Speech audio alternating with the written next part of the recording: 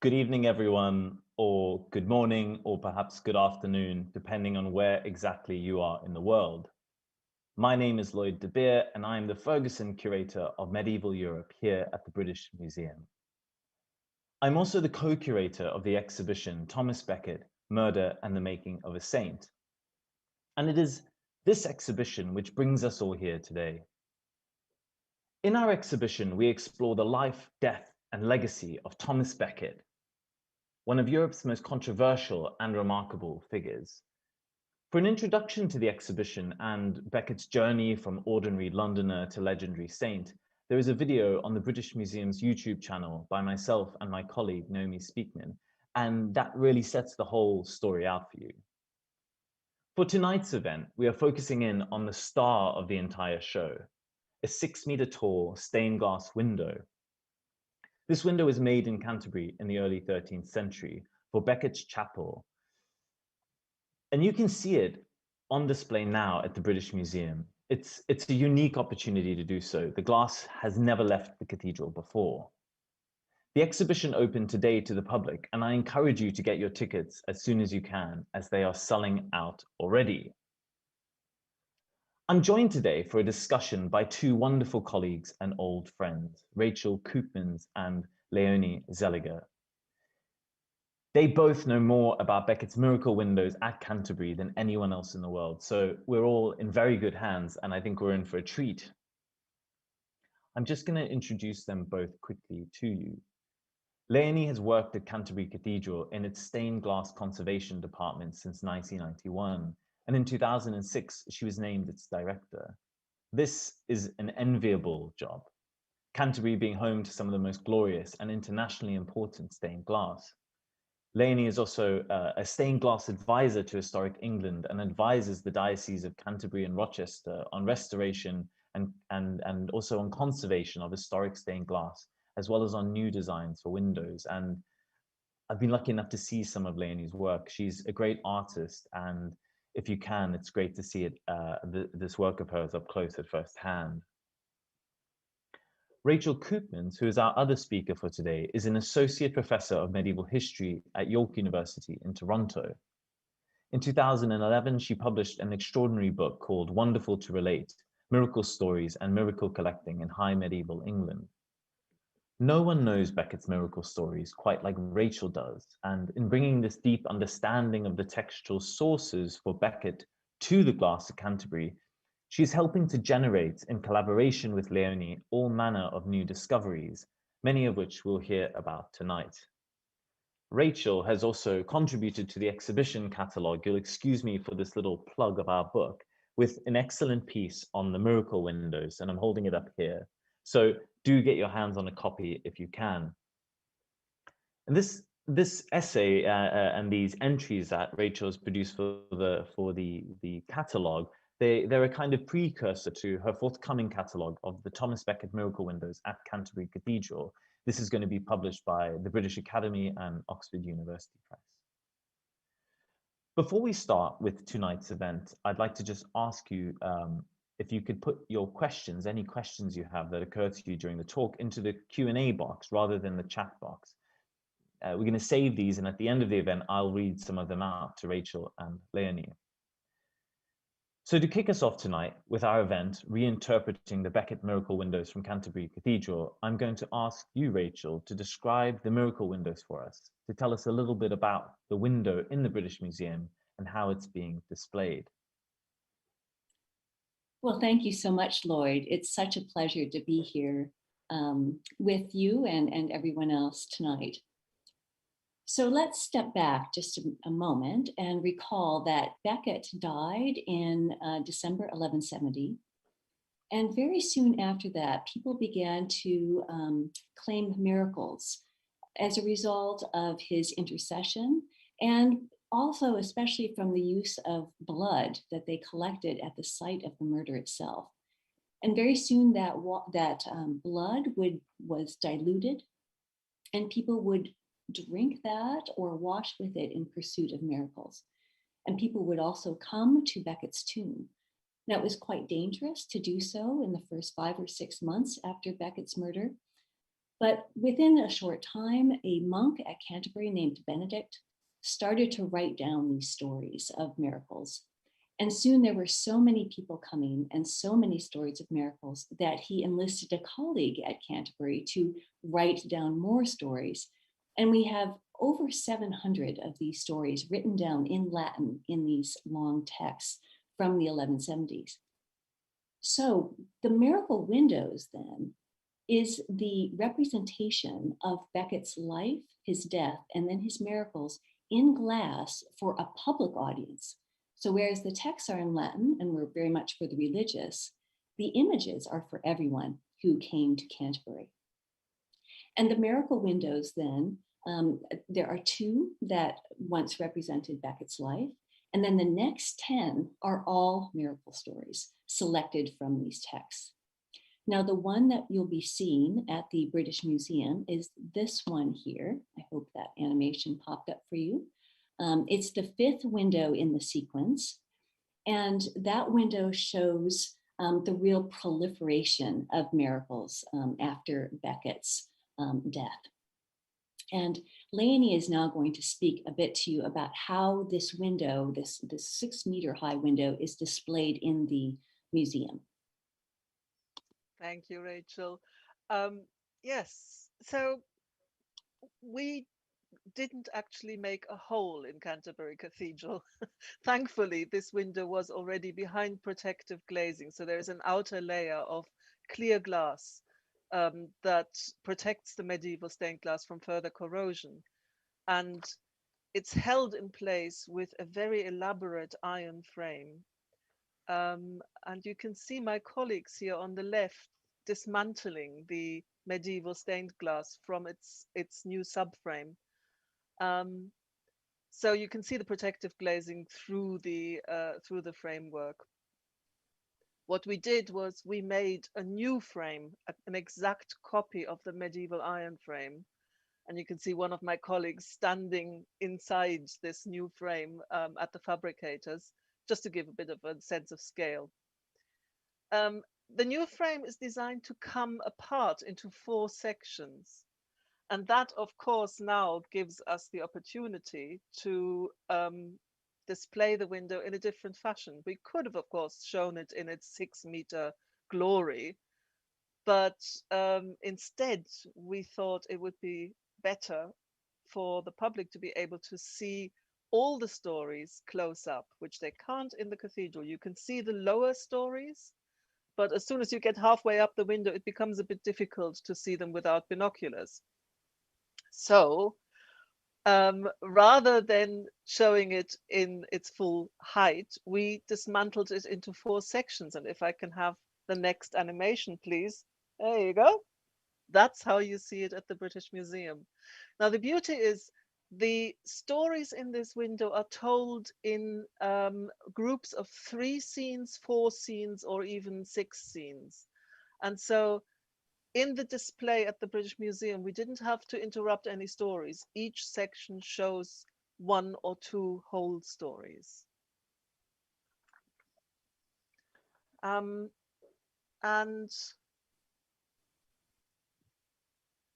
think over to you, Rachel. Tell us a bit about the history of this glass. Yes, well, so the title of this talk is Reinterpreting the Glass. And so we'd like to just tell you why we need to reinterpret it.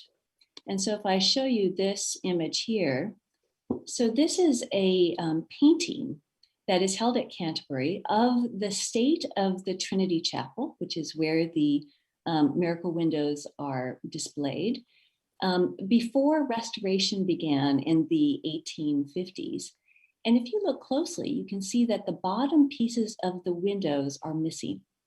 And if you look at the square, the red square, that's the bottom piece of the window that's now in the British Museum. So this shows you that glass has been lost from all of the windows, including from the one that is now on display in the British Museum. So while glass can look very static, it actually gets restored. So new restored pieces were put in for those missing panels. And glass also moves between windows and even within windows. And in addition to that, little pieces of glass can get weakened and fall out, and so that needs to be restored. So what we have now, after centuries of this glass being up and some being lost, some being moved, some being restored, is a jigsaw puzzle that we need to put back together. And Leonie would like to talk to you in more detail about the kind of work we've been doing to recover the inscriptions on the Miracle Windows. Now, every single panel has an inscription in Latin that tells you about the story that's then being illustrated in the glass. And we've been doing work on trying to recover these inscriptions. So I'll turn it over to Leonie to talk about that. So here we are actually at work. That's right. And I think this is probably the very first time that a stained glass conservator and an historian have looked at these windows in detail together. I have no Latin. I am in a way a little bit like the medieval artists who painted these windows but couldn't read.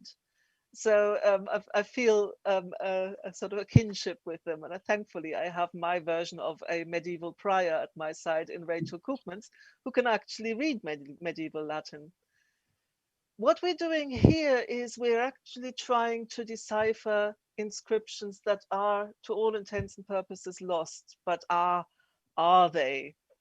If you look at the next slide, you'll see me looking through the microscope at the surface of an inscription, a piece of inscription, and I'm using a torch to give really sharp raking light. Now, the reason for that will become obvious with this image. This is from the 1920s, a photograph of a panel from a different window, but also a miracle window. And it shows the devastating loss of painted decoration, which causes the inscription to be illegible. The information is lost. At some point in the 1970s, oh, can we go back one? Sorry. At some point in the 1970s, this window was recorded, and the literate historian tried to make sense of what she could make out, and it didn't really make much sense. So only part of the inscription was to her somewhat legible. Now, next slide. This illustrates the effect of a 20th century restoration by which the restorer painted what they thought might have been there onto new pieces of clear glass, and those new pieces of clear glass were then mounted to the back of the panel. So in transmitted light, you can read it again. Unfortunately, what they restored was absolute gibberish. This really is not right. But it also prevents people now from reading the original. And so what Rachel and I together were able to do was, in raking light, to see the ghosting that is created on the surface of the glass by the corrosion of the glass paint. As the glass paint corrodes, it leaves ridges along the shapes in the surface of the glass. They are really shallow. They're just a fraction of a millimeter deep. But wow, it took us, I think, 2 days, didn't it? At least 2 days to decipher this. And this now actually makes huge sense, doesn't it, Rachel? Yes, so we were able to read every letter, which was just stunning. And it reads, so in English translation, "At Canterbury, with a drink of the blood of the saint, he would be healed." And that allowed us to read this panel correctly for the first time in centuries, to know what the story actually was in it.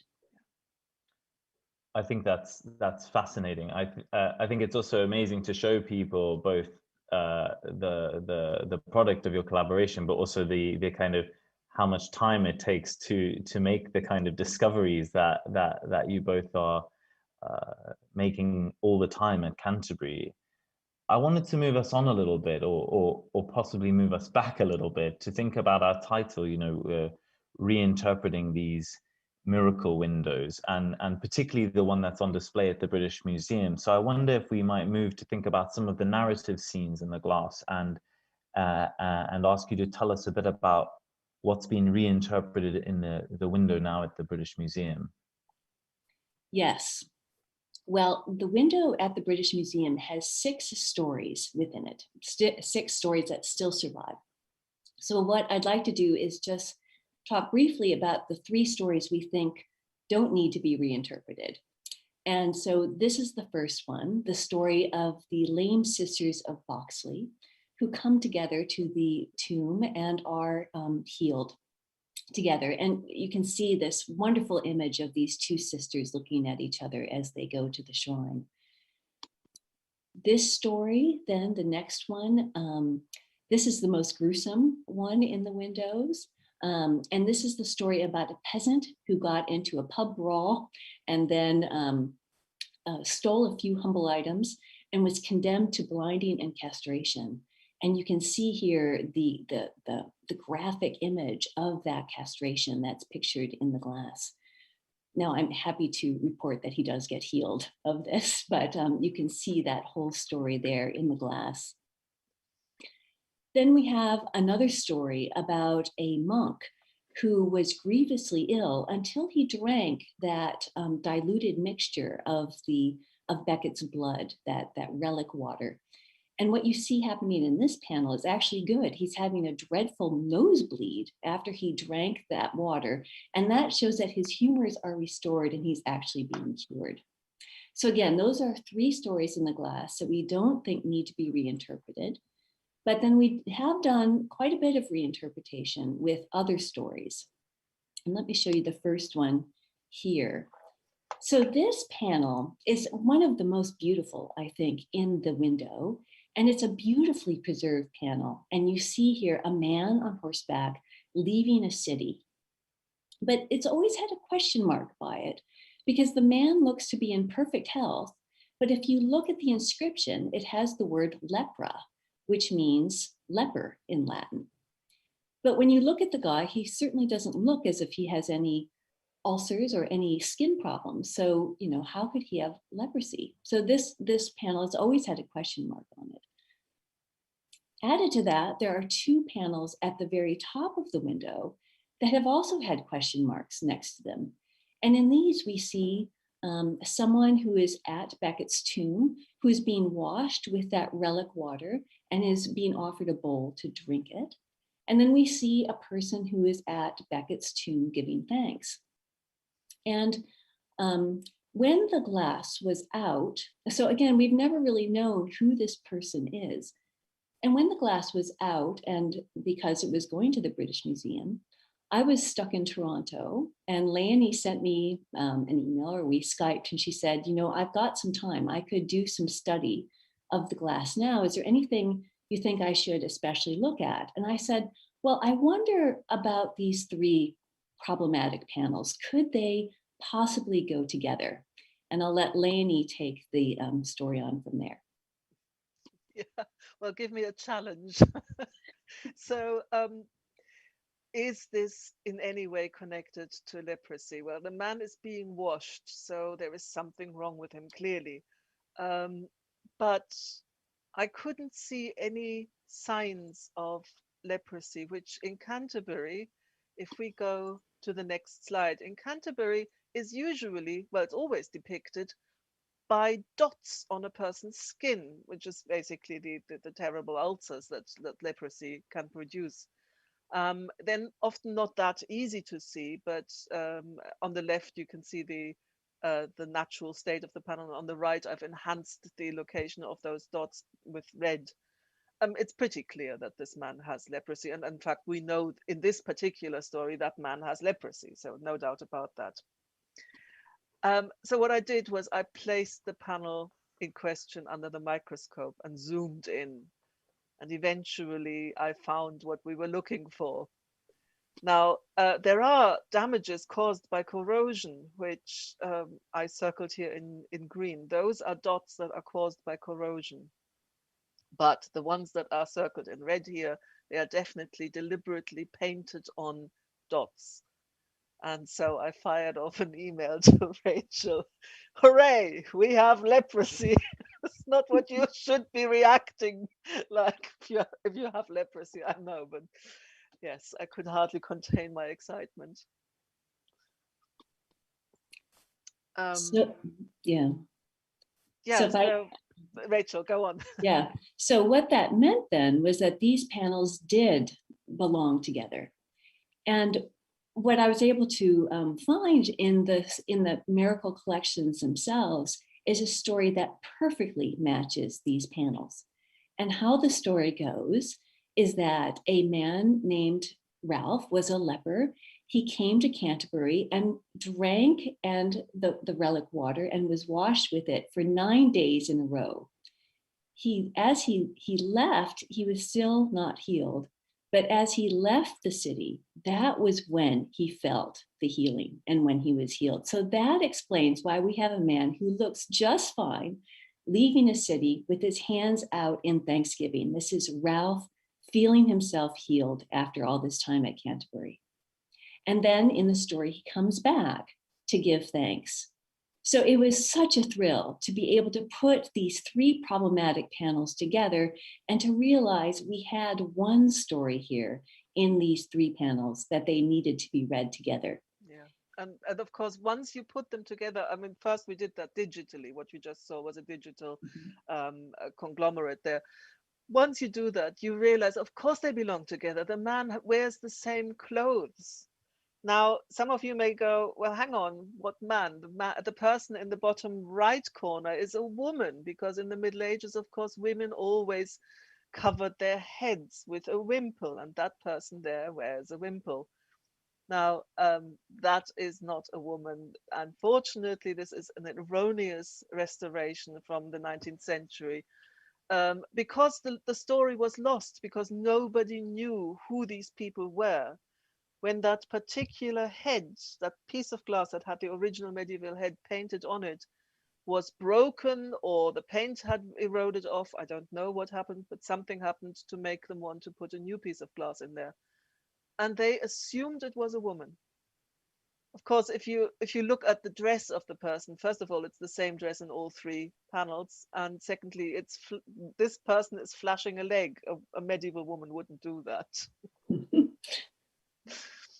So then what we've done here to show you is if you put a man's head in, all of a sudden it's very clear. So again, if you get rid of that erroneous restoration, it's clear you have the same person here dressed the same way. This is Ralph the leper. Yes, but let me just mention that this is, again, a digital restoration. Yes. This has not happened in reality. We haven't gone and taken pieces out of the window. Mm-hmm. And if we could, there's actually one more part of this story. So, yes. So we have had the opportunity then to display these panels as they were meant to be read in the British Museum. And this is the first time in centuries that they've been displayed this way. We know that by the mid-19th century, they were not together. So it's really such a thrill and pleasure that you as visitors will get to see this glass put back in its original order so that you can read the story of Ralph as it's meant to be read. I always had a question about the panel with the wrong woman's head in it. There is something in that panel which is unique amongst the surviving miracle stories, in that we have beasts, we have horrible wyverns sitting on top of a scene of Thanksgiving at a tomb. And I was completely confused by that, because a wyvern is a two-legged winged dragon creature, which comes etymologically, the word wyvern actually comes from the word viper. So we have a serpent, and serpents are never good. And I asked Rachel, why on earth could there be such a negative image in a scene of Thanksgiving? And you didn't have an answer, did you? No, I remember her asking me that and thinking, I have no idea why those wyverns are there. But now we know, because now we know the story of Ralph. And the story of Ralph does not end with him giving Thanksgiving. It ends this way. And I'm going to give you an English translation of the conclusion of that story. So again, this is from Benedict, the first monk who wrote these stories. This is how he concludes the miracle. And you can see there that he talks about how after Ralph left, after giving his Thanksgiving, He left as if to go to Jerusalem, in other words, to go on pilgrimage to Jerusalem. But by the time he got home, he was so defiled by leprosy, no one seemed to be worse. And he wasn't sure, the writer of this, why, but he wanted to report that there was this dreadful deterioration. So I think we now understand what those wyverns are doing there. They are a signal of impending doom that the glaciers put in there for us. Gosh, So, well, symbols of impending doom don't go so well with our current kind of moment. But it's wonderful to see how you both are working together to pull bits out of this glass and figure them out. And I think it's really wonderful for me as a curator to see how the moment of the glass coming out of the window at Canterbury has facilitated and helped this research. And I think, even the pandemic couldn't stop you two collaborating from a distance on these panels that have come out. So that's really a wonderful thing. Leonie, I think yours must be the most excited reaction to a discovery of leprosy in a long So while. inappropriate.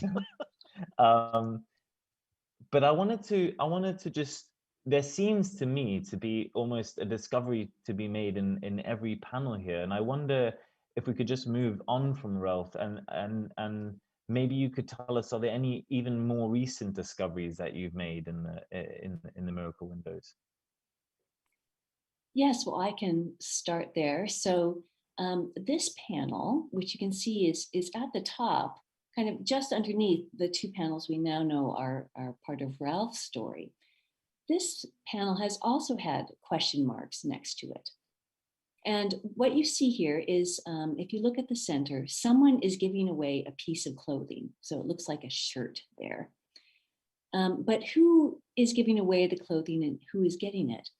Now, what I've put there on the screen is an interpretation that a woman made in 1891, the first person actually to try to interpret this glass. And she wondered whether this might be connected to the story of Godwin of Boxgrove. And his story, he is found in the Becket Miracle collections. And he gave away his clothing in thanks of a healing miracle.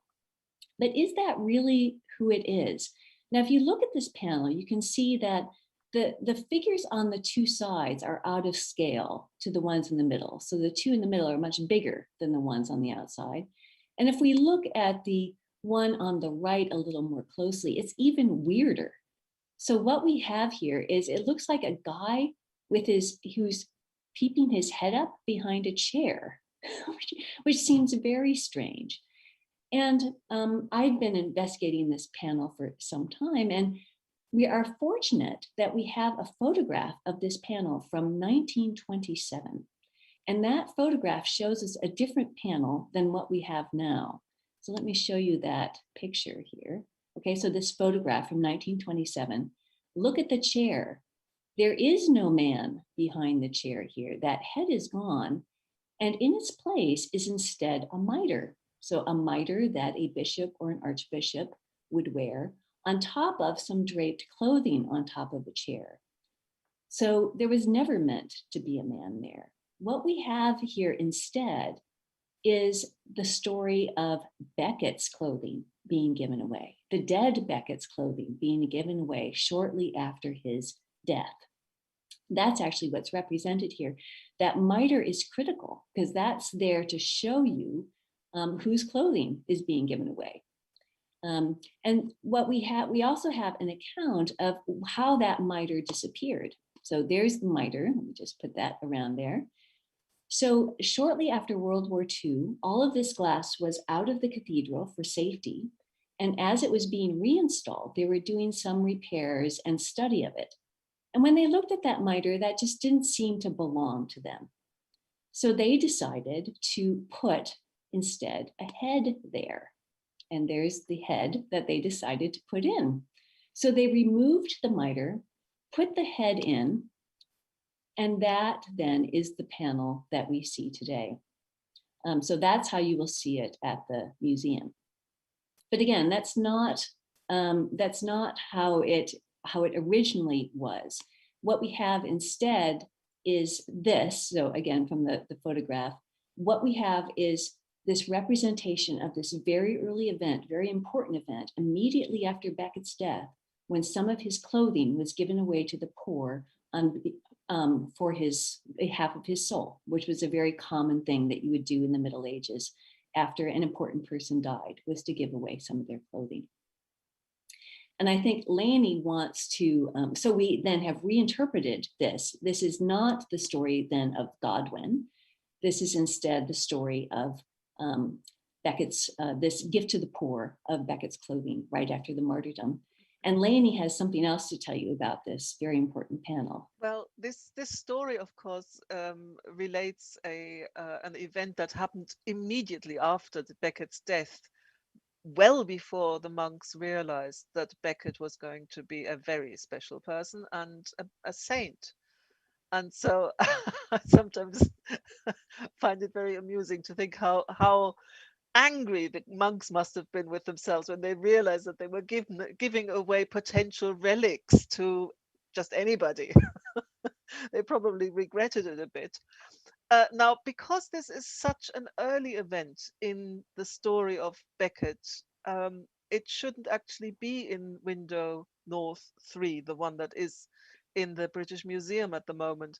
It should be in window North 5, which you see here, which tells the events immediately after the death in the first few months. And if you place the section of Becket's clothing being given to the poor right next to the window North 5, you actually realize that that is where it belongs. The scale of the figures is exactly right. And they are also quite wooden. They don't have the animation, the fluidity, the almost classical Hellenistic sometimes thing aspect of the later miracle windows. These are still a little bit stuck in the Romanesque age. And so I'm sure that this panel originally belonged in this window. You've seen it in the photograph that Rachel showed much earlier of the painting, that the bottom half of windows were attacked and destroyed. And so I think possibly this came out of one of those damaged, out of this window when it was damaged, and was then moved into window North 3. Yes, so what you have then is this glass dates, again, that central portion dates to the mid 1180s. It was made earlier. So you kind of get a twofer with the glass that's now in the British Museum. Most of that glass dates to the early 13th century, but then the center portion of this panel dates to the mid 1180s, just 15 years after Becket's martyrdom. But we have one more piece to the story, which is extremely recent, which is the question of where that mitre went. So you recall they took that mitre out and put that head in. And Leonie's going to tell you this part of the story. I mean, this is the story repeating itself, isn't it? The clothes of Becket are being given away again. This would have been the only 12th century stained glass mitre we had left in Canterbury Cathedral, and it was gone. How exasperating is that?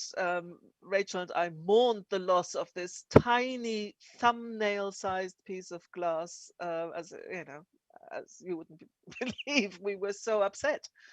And then one evening I decided to go look for it, because the restorer that undertook this restoration in the 1940s, well, we now know that he was very good at incorporating medieval fragments into other panels, which he made up to look medieval. And so he liked to use these fragments to give an authentic flair to something which was actually a modern creation. So I drew the red lines on to just know exactly what shape the painted detail has on this piece, and then I started looking through hundreds and hundreds of photographs of other panels in the cathedral until I found this Thomas Becket kneeling at an altar. It's a made-up panel by that particular restorer, and in this panel practically everything is modern except for the head, which is certainly not Thomas Becket's. It's a younger person. And I now find the mitre. If you put the red lines on top of that, you actually see that this restorer has nibbled away a bit from the original piece, but it's still there. We still have it. Hooray! It now lives in a completely different window in the cathedral, where it doesn't belong at all. But there you have it. That's where it lives now, and we found it. Yay. I think hooray we have a mitre is a lot better than hooray we have leprosy.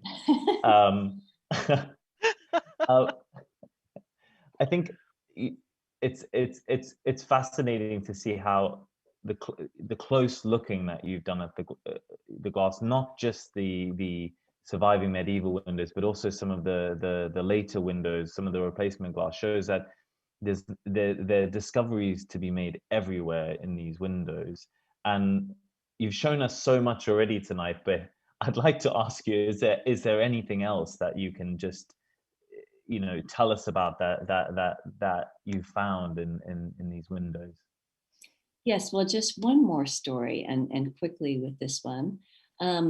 We have this, there are three, there used to be 3 panels that talked about a healing of dropsy. And in the Middle Ages, dropsy would be diagnosed by great swelling. And if you look at the woman here in the left-hand panel, you can see in white, that woman is quite swollen. And all 3 of the inscriptions here, so we only have the inscription of the middle panel, not the original image anymore, but all 3 of the inscriptions clearly talk about a healing of dropsy. So we know we have someone healed of dropsy, but it's been thought that it was the story of 2 women who had been healed of dropsy. But we think that from looking at other windows, that it's actually the healing of just 1 woman. And Leonie will tell you why.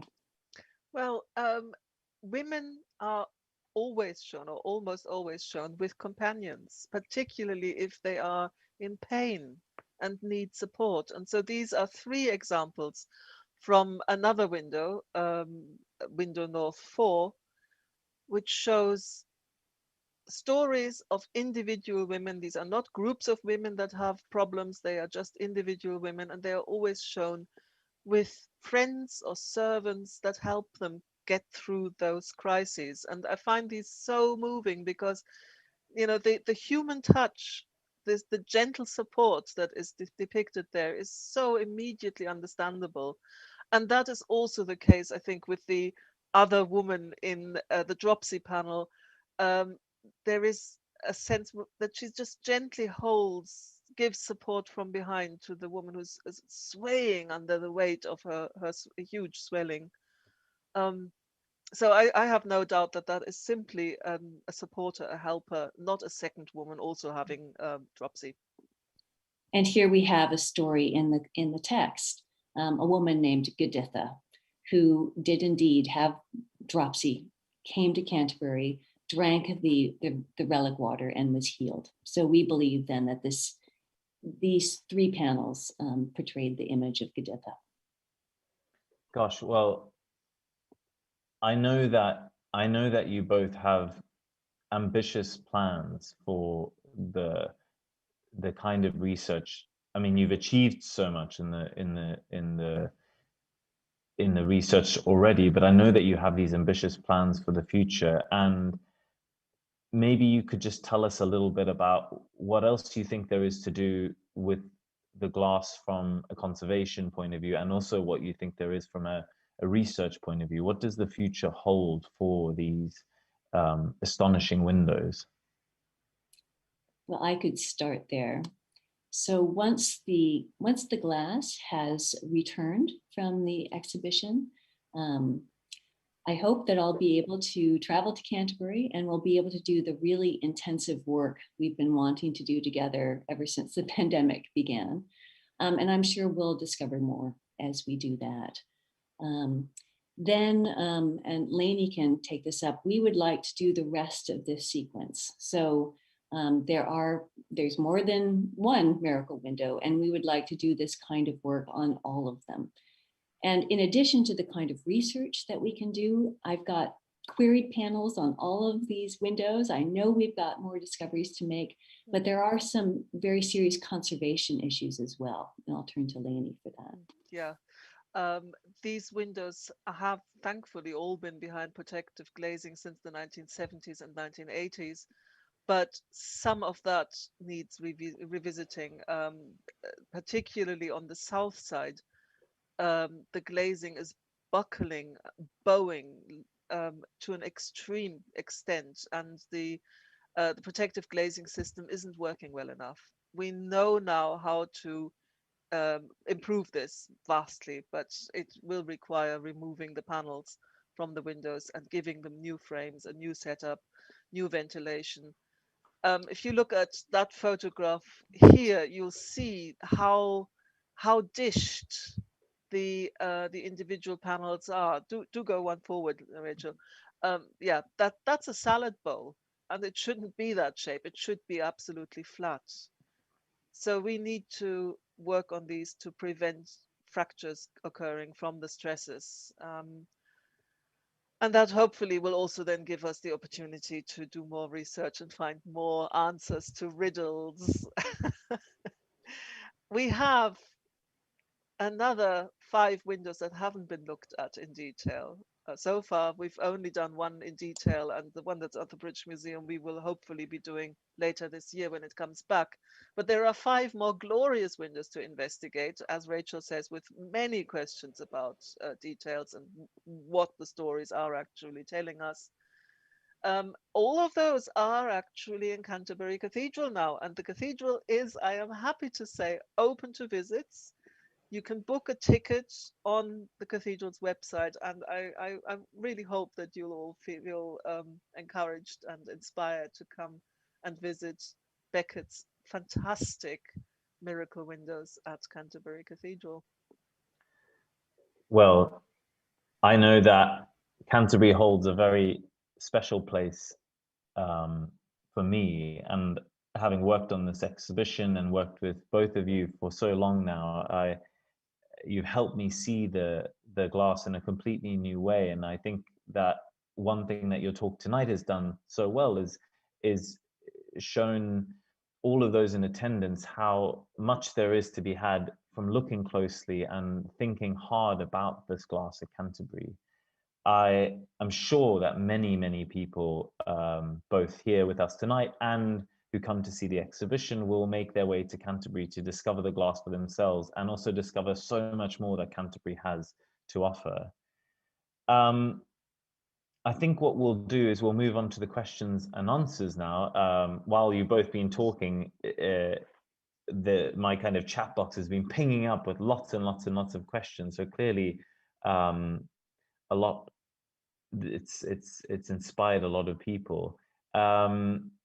But before I did jump into their questions, I actually wanted to ask a question of my own. That's a kind of burning question, which is, you talked a lot about the later restoration. You talked a lot about the life cycles of the glass, how it was moved around, how there's somewhat of a jigsaw aspect to it. But could you say anything about medieval restoration? I mean, was there any medieval restoration to the glass before the Reformation? Almost certainly, yes. We have evidence from a window that was re-leaded probably in the 14th or early 15th century. We have a lead matrix which dates roughly to that period in a stained glass window that dates to 1200. So Wow. Somebody had to mend that window in some shape or form already 200 years after it was made. And no doubt this will have happened in many cases, only they have undergone so many restorations and redisplays that much of the evidence of these earlier restorations is now gone. However, we are now in the process of doing some really exciting research with University College London and another researcher who's working in the United States on the chemical composition of glasses. And it turns out that there are answers coming up that actually speak to your question. Yes, there are medieval glasses that are from different ages, slightly different ages, together in one panel. And that can only be a medieval restoration. That is fascinating.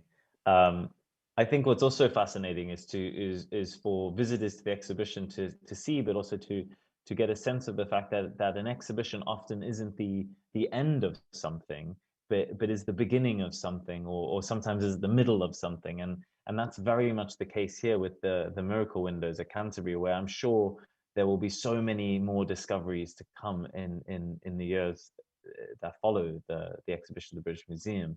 So I'm just going to turn now to some of the questions that we have from the Q&A. I'm afraid I don't always have people's names, so I'll just direct the question. We have a question here that asks, what is the new frame made from or of? Is the glass, this is a multi-part question, but is the glass made from lead or soda? And who would have chosen the narratives to be included in the window? So that's one to both of you, really. Okay, well, I'll start with the new frame. The new frame is made from brass, and it will be returning to Canterbury after the exhibition, and we will use this new frame to replace the aging old subframe. So this will actually be the new home in the improved, ventilated new setting for this glass. So this is a fantastic legacy this exhibition gives Canterbury Cathedral. We're very, very grateful to have that as an outcome of this exhibition. The glass itself is of medieval composition, so it is a potash glass. It's made from sand and potash and lime. Modern glass and Roman glass uses soda instead of potash, and soda containing glass is chemically more stable than medieval potash glass, which is the reason why medieval glass often corrodes far worse than, a Roman bottle. Yes, and I'll take the question of who selected the stories. I wish we knew. What we can say is that they must have had a design team that was made up of glaziers and probably somebody from the monastic community there who were paying for the glass, and then possibly the person who wrote the inscriptions. And what's fascinating is that the glaziers clearly weren't just handed a bunch of inscriptions, because there are details in the glass that aren't mentioned in the inscriptions. So you see details in the glass from these Latin stories that are not in the inscriptions. So they had to have had a really coordinated team who selected these stories and then decided how they would be displayed in these very complex armatures at Canterbury Cathedral. So what we have here is the number one best artists really in the medieval world who are putting this together. And I think when you get to see this glass up close, as you do at the British Museum, you will just be overwhelmed both by its beauty, but then the more you know about the stories, the subtlety of how they put these things together and how they transform the text into these wonderful images.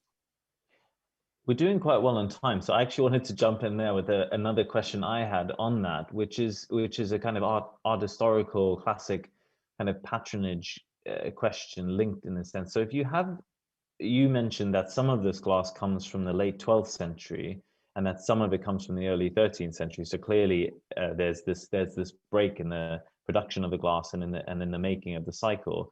But clearly, if someone has set out the program of the glass, it was paused and then picked up later on. So how do you think that worked? Was the sequence drawn out onto a kind of plan, and then that plan was shelved and then gone back to later on? Do you have any sense of how the continuity of the glass worked? Well, I'll tackle that one. That is one of the hardest questions really to answer, is that we do know that there was a pause between the glazing of the first three windows and then the rest of them. What I think we can say is that they had an idea that they wanted to tell a history in this glass. So they wanted to tell the story of Becket's life. That next window, the first Miracle Window, tells stories of very early events after his death. And then they follow the order of one of the Becket Miracle collections going around the rest of the Trinity Chapel. So they clearly had a plan. There had to have been some adjustment, I think. But I think that the plan of telling the story of Becket's life and death and then the growth of his miracles was something that they retained over that 20, 30-year period in which they had to pause because of disputes and all kinds of problems. That is a fascinating thing to contemplate. I wanted to move on to a question which we've actually had quite a lot at the British Museum so far, even though the exhibition's only been open. A friend of mine actually came to see it today, and I asked him what he thought of the glass. Did it give him this kind of emotional impact that we'd been hoping for? And he said, you know, the thing is, I'd much rather just go to Canterbury and see the real thing.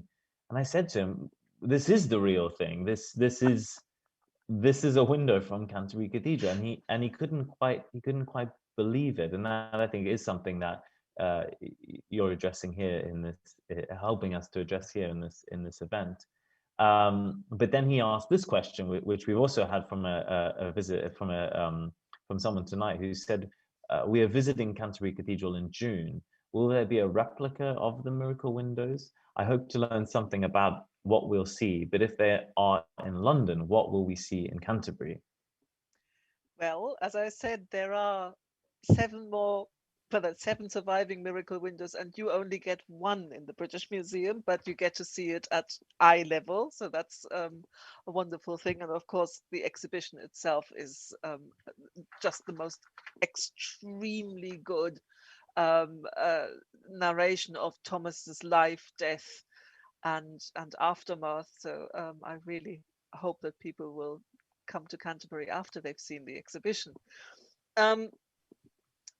What's in the windows in Canterbury Cathedral? Well, most of the miracle windows are in Canterbury Cathedral still, and what's in the window that we sent to the British Museum are photographs.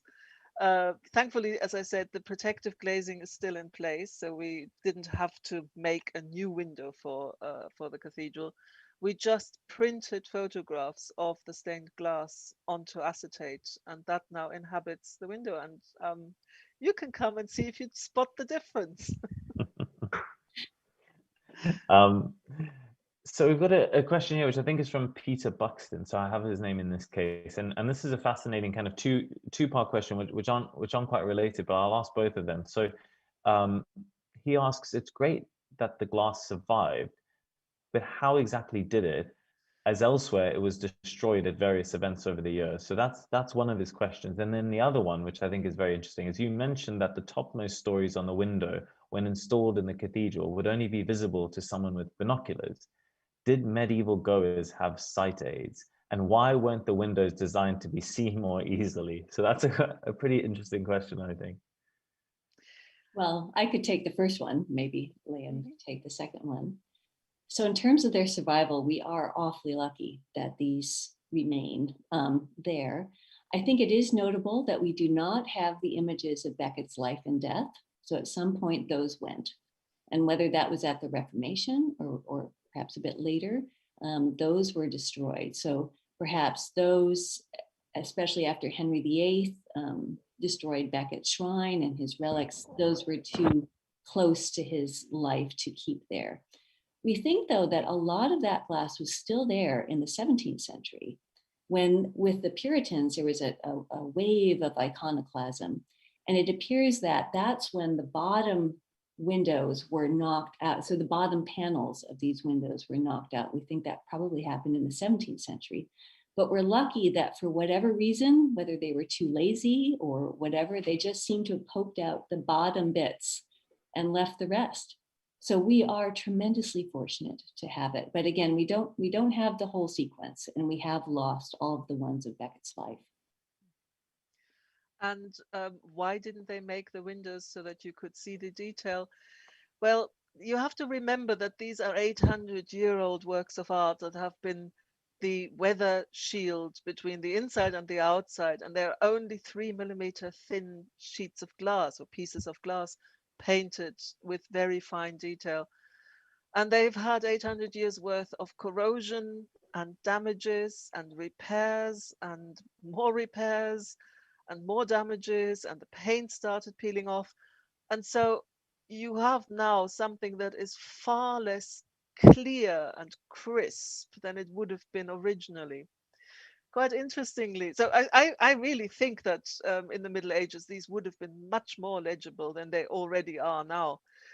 Interestingly, a few years ago, I had a phone call from somebody who asked me the size of the panels in one of our windows in the cathedral, one of the medieval windows in the cathedral, and I gave them to him. It turned out that he wanted to know whether he could commission new copies of medieval panels from us for a church in the United States, because they wanted to express their relationship with Canterbury Cathedral as the mother church of the Anglican Communion by glazing their new church with copies of Canterbury glass. Their concern was that they might not be able to see the detail from a distance. And so we are actually making these copies, these replicas, as they would have looked like originally, with every single paint line perfectly intact and no extra repair leads.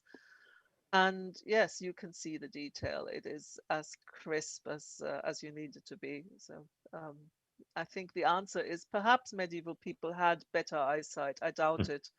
I think they just had more intact windows. So we have to go to America to see what it would have been like to be in England in the 13th century. Yes, indeed.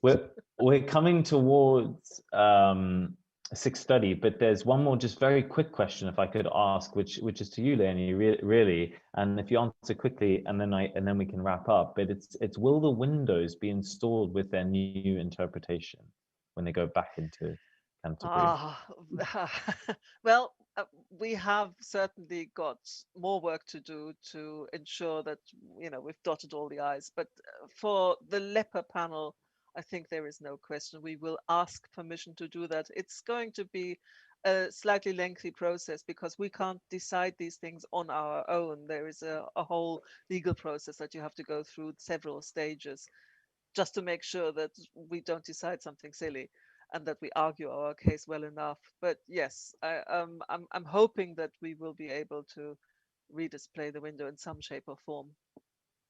Wonderful. So that's another legacy, really, of your research and also of the exhibition that we can all look out for in the years to come. We're almost at 6:30, so it leaves me really to say thank you so much to you, Rachel, and to you, Leonie, for taking us through the intricacies of this glass so expertly.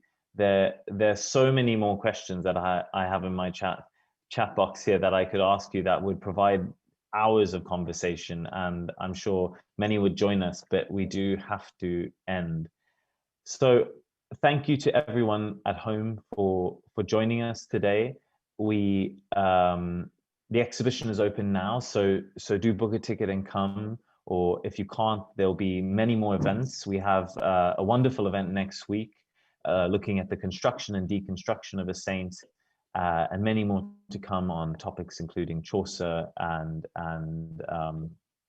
many other things. So we also have videos going up online with tours of the exhibition and things like that for those of you who can't make it to London. So thank you again to Rachel and to Leonie, and hope to see you soon at the British Museum. Thank you.